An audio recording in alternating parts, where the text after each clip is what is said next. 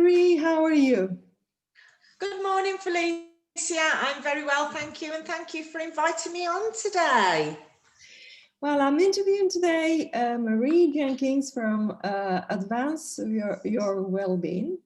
And I'm Felicia Gibson, the Managing Director at FELSA Limited, an online platform and progress monitoring tool called PAGS. And Marie, we had a professional discussion just a couple of days ago when you interviewed me for our podcast, and we were due last week to have a workshop with you, and then we apologize to all our audience that we could not deliver it, but we delivered today in the form of an interview that will be posted on the YouTube channel, PAGS Profile, PAGS Profile. We have our own YouTube channel. So, Marie, tell us a little bit about yourself. And you see that there is a blank page. Picture it out. Okay, so my name's Marie Jenkins and my business is Advance Your Wellbeing, and we provide interpersonal skills training to individuals and businesses. So that's where I'm at now, but in order to understand how I've come to having my own business, I think it's really good to reflect back on what's happened in my past. So I worked in a big corporate environment for many years, and I'm taking you back to 2013. At that time, I'm a mum. I've got 3 children. I'd got a poorly mother at the time. And I was basically going through lots of change at work, and I was juggling my balls. And unfortunately, I hadn't taken responsibility for my own health and well-being. I was morbidly obese at the time, just because it was more convenient to have takeaway foods whilst trying to juggle being a mum and being a full-time professional in work. And basically my mental health and well-being basically took a downward spiral, and unfortunately I left my job at the end of 2013, and then I had a year out of work where my mental health continued to deteriorate, unfortunately. But I hit a crossroads sort of 6 months into that, where I decided I needed to find my new purpose. So I knew that I wanted to do something around health and well-being, but I wasn't quite sure what it was. So as I recovered from my poor mental health myself, I learned lots of new skills, and decided that actually it'd be great if I could share my journey and how I recovered, in the hope that it could help other people prevent that mental health deterioration and hopefully achieve their full potential. So that was my mindset. That's what I wanted to do. And so I started my own business. I did start as Advance Events. For a year, I ran that business, and I quickly realised that I hadn't got all of the business acumen that I needed. So I then decided I would go to university, which I did. I went to the University of Worcester, which was an absolutely incredible experience as a mature student. And I did a degree in entrepreneurship.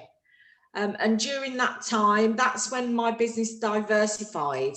And yeah, so I came up with Advance Your Wellbeing at that point and learnt all the skills that I needed to run my business successfully. So yeah, so that sort of took me to today. And obviously over the last year or so, there's been coronavirus and things. So my business is constantly evolving and constantly diversifying to meet the customer's needs, basically. So providing more online support and things like that. So, you know, mental health at the moment, feelings of isolation, loneliness is a massive thing in the news.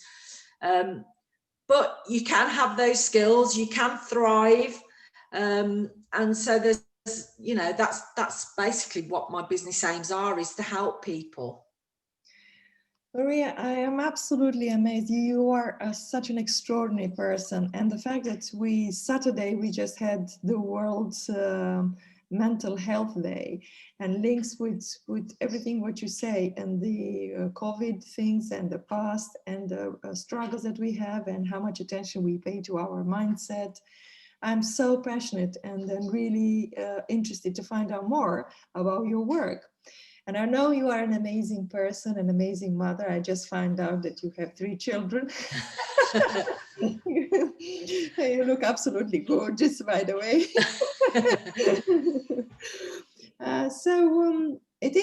It is very, very important. And then as you just mentioned, what does well-being mean to you, for all our audience understand what is actually well-being? Okay, so it's important to say that health and well-being are totally different areas, but they're so closely linked. So well-being is linked to health and fitness, but it's ultimately about having positive mental health and a holistic approach to your life, and also having your own sense of purpose. So let me take you back. When I was recovering from my poor mental health, the government introduced the 5 Ways to Wellbeing back in 2008. And the whole premise of the government initiative was to try and develop a model that could help people improve their whole health and well-being and decrease mental health problems, but in a holistic way. So looking at all different areas. So they was very committed to making that positive change by introducing the 5 Ways to Wellbeing. And it is ultimately about taking responsibility and being consistent with your approach. So for me, the 5 Ways to Wellbeing completely transformed my life and still remains very much part of my everyday life now. So to give you an overview, so 5 Ways to Wellbeing, it's about being active. It's about keeping learning and personal growth. It's about connecting and building relationships. Taking notice, and I'll talk a bit more about that in a minute, about being mindfulness, practicing mindfulness and being mindful in your everyday life, about how you can feel more fulfilled when you're giving back. And today I'm just going to touch on 3 of those elements, Felicia, but I know that we've also got a handout that we can give to people as well if they want to have a look in more detail and perhaps follow up and make this positive change themselves. Wow, this is wonderful, Marie. And you could see that I purposefully found this picture, this photo, that actually starts like a Maslow hierarchy of needs with the base, and then you start building and building and building and building. And I love the way how you mentioned those 5 well-beings, and then we have them into a hierarchy. So Marie, tell us a little bit, how do we, starting with the well-being, how do we connect with people? Because now is a very strange time that we live in. Absolutely. So ultimately, humans are sociable creatures. We enjoy being with other people. And in a world where mental health is a growing concern, it's even more important for us to build those relationships and prevent that feeling of isolation. So this is something that can massively help our well-being. It's about building trust, and it's about building those strong relationships. But you need to be consistent in your relationships. You need to have really good skills of empathy, and also really excellent communication skills. So being able to listen to others, taking others' views, and also using questioning techniques to help build that rapport between you. And ultimately, it's a bit like coaching, really. You're empowering others as well as sort of thinking about yourself. Now, the first point I learned about this, and it's actually called emotional intelligence, was based on a book that I read. I was actually on holiday at the time, but I read this book by Travis Bradbury, and Jean Greaves, and it's called Emotional Intelligence 2.0.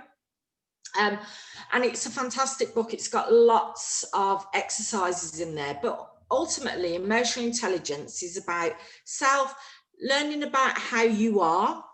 So what are your sort of emotional triggers? And also about how you can connect and build relationships with others. So I would recommend, if you're interested in sort of how you build your relationships, take a look at that book. It's a fantastic read, and it will massively escalate how your awareness of emotional intelligence and how you can use it in your everyday life. Wow, this is a wonderful resource, and thank you so much for quoting it. And absolutely love Travis' work as well. So he's one of the very popular people on the well-being, among us two others. Absolutely. Favorite platform as well to be. So Marie, is you mentioned in the five ways to well-being is about taking notice. And would you like to explore a little bit for our audience to understand how can we take notice and what actually notice mean? Okay, so life can be extremely busy. So we get caught up in doing stuff.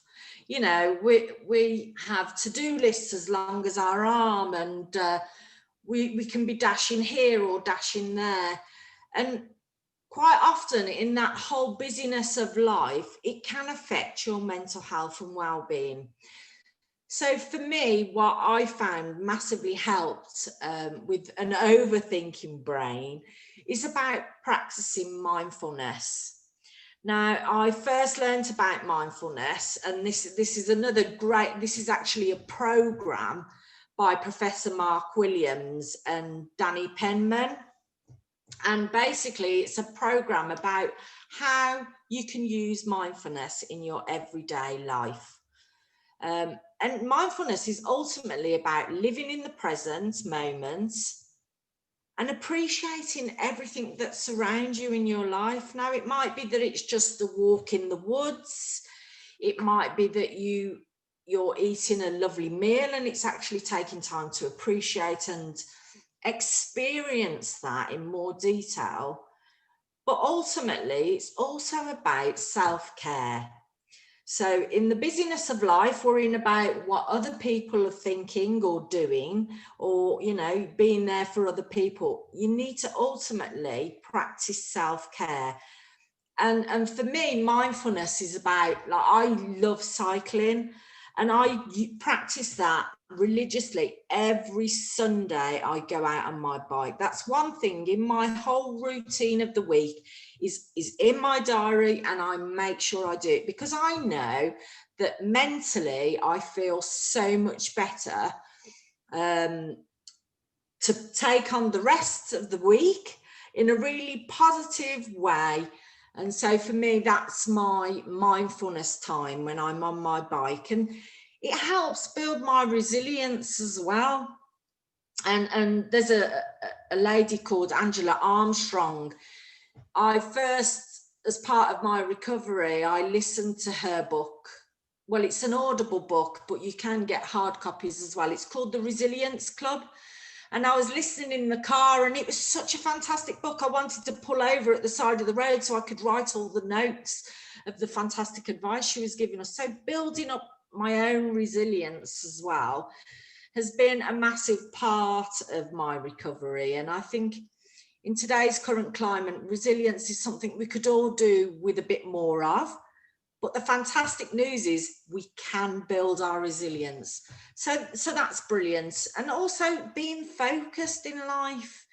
You know, quite often we can procrastinate, we can easily get diverted into doing other things in the busyness of life, but actually having a clear focus. So when I said earlier about having to-do lists, it was funny, I was at a book club virtually last week with Dan Barker from Dan Barker Studios, and they did a book club where they reviewed a book called The One Thing. And in there, they was actually sharing about this book, and they said, rather than a to-do list, how about creating a success list?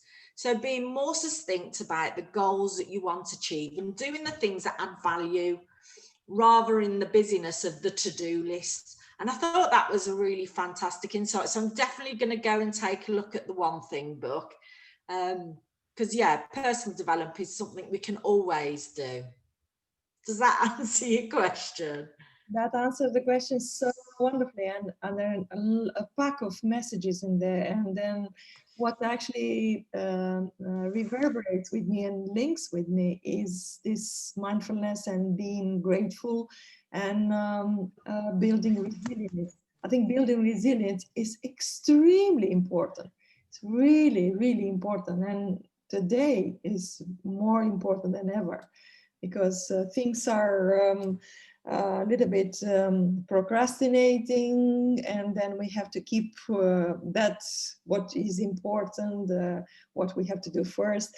I also want to stress this out is what you said just before about building trust, and then about the emotional intelligence and about questioning skills, communication skills, and questioning skills is so important thing, is a very important skill to have. And I'm looking at our teenagers today and how do we build in them these questioning skills. And what you said about mindfulness and practicing this religiously every week is something that we all have to say. All is not that is compulsory, but for us, like you another person that you just said, and other millions of people that may listen to this, is actually having something that you hang on is very, very important. So I love cycling too. For the World Mental Health Day, we cycle 75 kilometers. And you are right, you can completely detach yourself, where either you see the nature, either you live in your head and you just only cycle. Yeah, and it's taking notice of, I mean, we're in autumn here in the UK. And yesterday I cycled from Ross-on-Wye to Gloucester, and just looking at the sheer different colours in the trees, and it's just so beautiful nature and so calming. And obviously you're getting fit at the same time, which is a fantastic byproduct of my way of practicing mindfulness. But we're so fortunate, and you're absolutely right when you're saying about having more gratitude. You know, we take so much for granted in life, and sometimes it's the small things that can make you feel so much better. So yeah, cycling yesterday in the autumn trees, it's just stunning. It is stunning, and it is very wonderful that we talk about all those things that can help other people when they listen to. And we talk about from this 5 ways to well-being. Another way is to give back, you said. So Marie, what do we need to do to give back, in your opinion? Yeah. Okay. So we just mentioned there about gratitude, and you know, we can become all consuming thinking about ourselves and our own lives. But when we actually look out there, there's a lot of people that are in a lot less fortunate position than we are. So for me, giving back has always been very important. So hence why I created my whole business model. And it's similar to PAGS, isn't it? It's definitely a business that's got that ethical sort of focus to help others. And I think we can all do something. So, you know, you can give back in so many different ways. Like I volunteer on a weekly basis on a Wednesday afternoon as part of my local extra care village gym. But I also am actively involved in the Careers and Enterprise Company in Worcestershire, and that's about bringing businesses and schools together so that pupils can look at future career choices. So those are just a couple of ways that I do it, but there are so many different ways. I mean, it can just be something as showing your appreciation for others and what they do. So yesterday when I was cycling, there was a lady picking litter at the side of the road, and just, you know, I stopped and said, can I just say thank you for doing that? And it was just a little thank you, but I just thought, I appreciate that our lovely countryside is beautiful. And by her doing that litter pick, I just thought it makes a massive difference to our environment. So just by saying something like thank you, or, in this current climate where people are feeling isolated, just taking time to say hello to a stranger or smile at somebody in the street. I mean, we've all got our own stories, but how do we know? They may not have seen somebody for a very long time. So just a hello or a good morning, it's just a way of, can uplift people's spirits. So there's lots of different ways that you can give back. And so I've given you my ideas, but there's social enterprises, and there's a lot more ethical businesses, I think, which is positive, that are coming about now, especially with the whole green agenda and concerns over climate change and things like that. So I think we are becoming more aware and more conscious about others as well as ourselves, and that's got to be a better thing for our whole society, I think.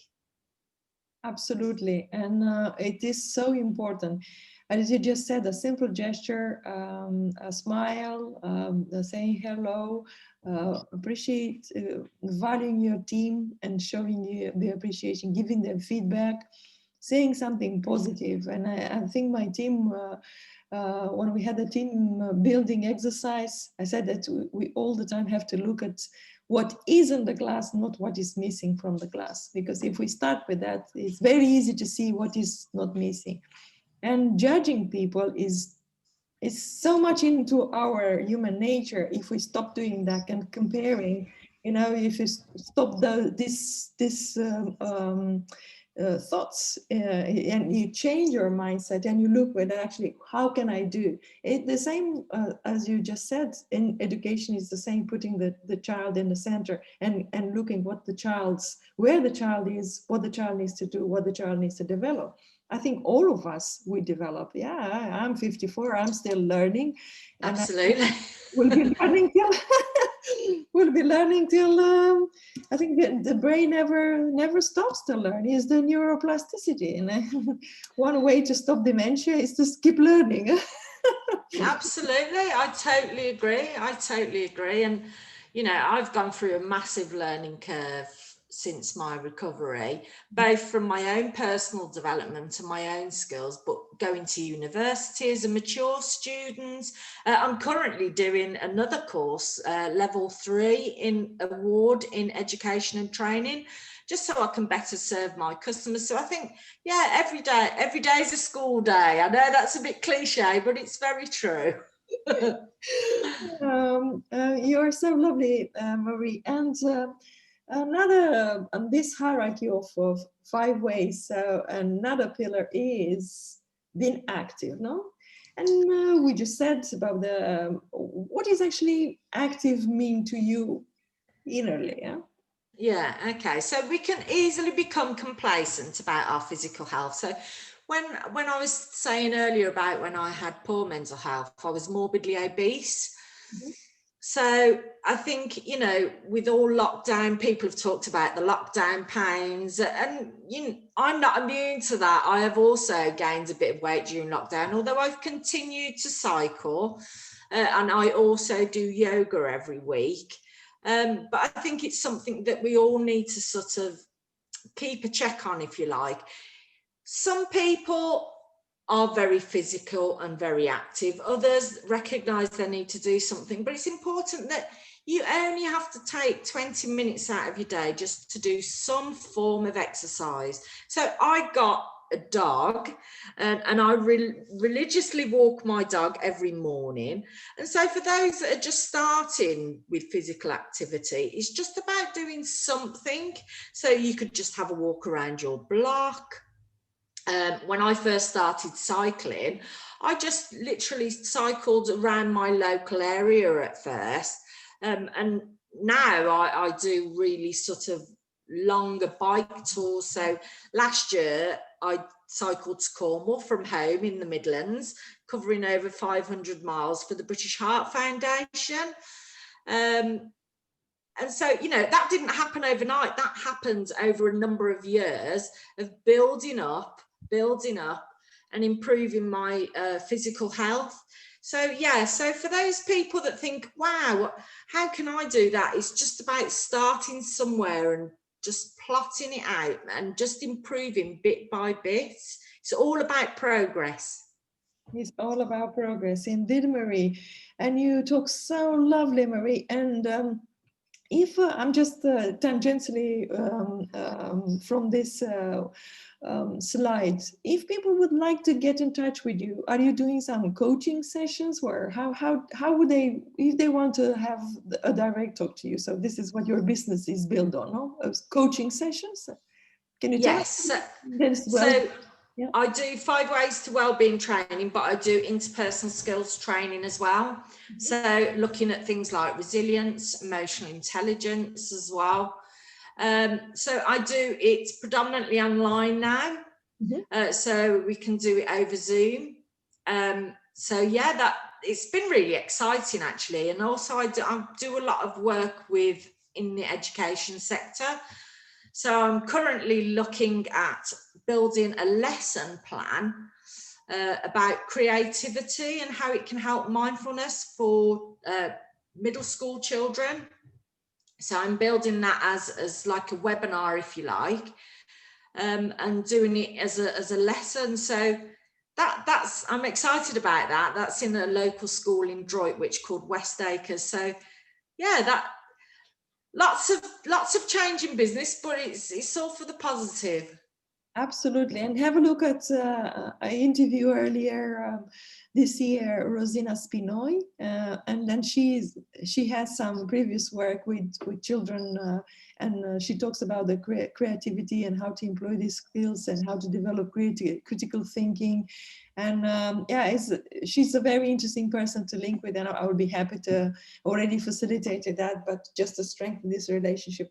So, and related to this slide that we have in there, how there is a way of measuring well-being. What do you think? Can we measure this well-being?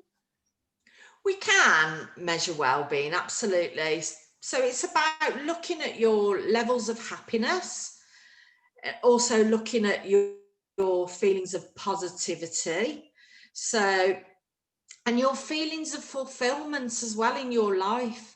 So well-being is different for everybody. I appreciate that. But when you're looking at measuring well-being, you can break it down further. So looking more at, you know, how happy are you with your physical well-being out of 10? Mm-hmm. And if you give yourself a score, you can see where you want to improve and start setting new goals for yourself. Same with psychologically. So how are you feeling about your mental health at the moment? Do you have any stress or anxieties? And once you've done it, you can do this for each of these elements. So looking at your social measures as well, your economic measures and your environment. And I'd say look at each of those elements and score them out of 10, and it will give you an overview of where you need to improve. So I think just a quick, simple tool that anybody can do at home, that's a really great start, because then you can set goals around it then. That's wonderful. So it's still starting with assessing, asking yourself some questions, knowing where you are and setting targets. That's the core of PACS. Absolutely, absolutely. And just I'm moving to Marie, we met first time and we repeat that, but I absolutely love that moment when we met at BET Show in 2020. So it's only just this year, no? But seems to be so a long time ago. Well, and we met there, and then we start talking, and then I said, what an amazing person she is. And then you published that article on the LinkedIn. So 10 best things that I've seen at BET Show. And then you put in that hierarchy again 10, and we've been on the second position, I think. Yeah, best software or best. Yeah, it wasn't done as a scoring. It was just some of the fantastic. So I wrote a blog on when I go to BET Show every year, and I'm very hopeful that it will be back in January next year. Whether they do some virtual and some in face-to-face, we'll have to wait and see. But I do hope it comes back, because they have some really innovative businesses there that help education. And for me, PAGS really stood out as one of those sort of, we just really need to embed something like PAGS, I feel, across a lot of education, so that people have got the right personal development skills.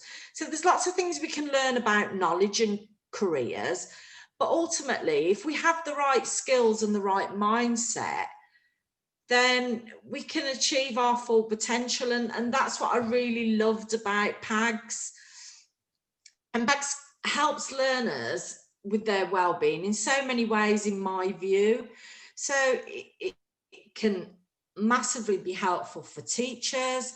It can reduce overload in their work, because everything is on a platform. Save duplication with paperwork, which I think is fantastic. It's also great for those parents that are homeschooling as well. And it provides a real positive intervention.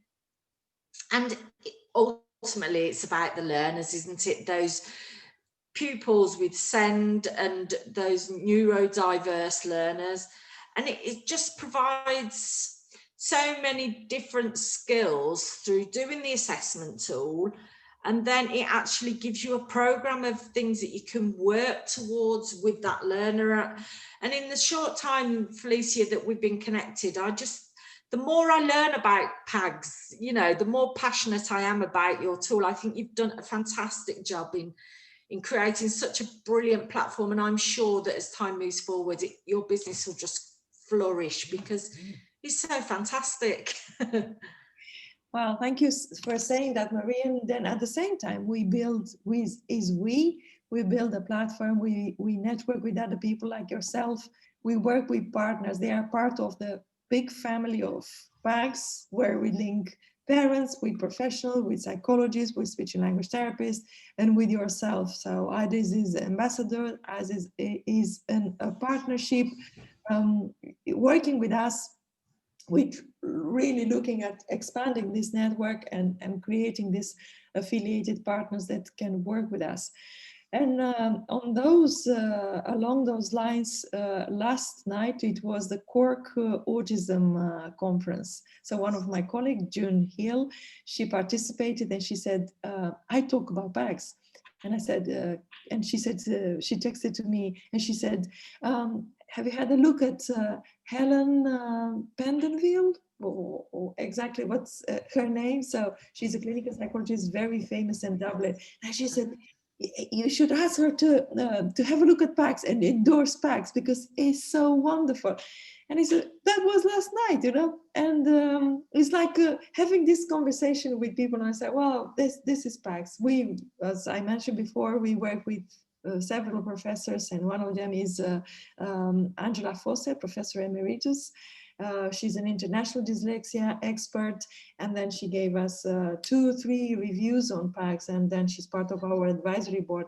I really couldn't do without her. She's all the time like that person that if there is something, I'm going to email to go to the what do you think? What is it?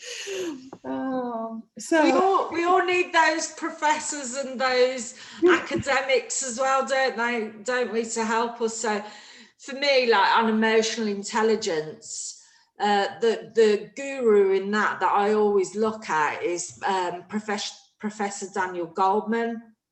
And he's like the guru on emotional intelligence, and I follow him on LinkedIn, and it's just amazing. You can always learn new things, even about emotional intelligence, although I've learned a lot. There's always more I can learn, and it's the same with PAGS, I should imagine, with the people, because I know you do extensive research with other academics and things, and there's always things we can learn and improve.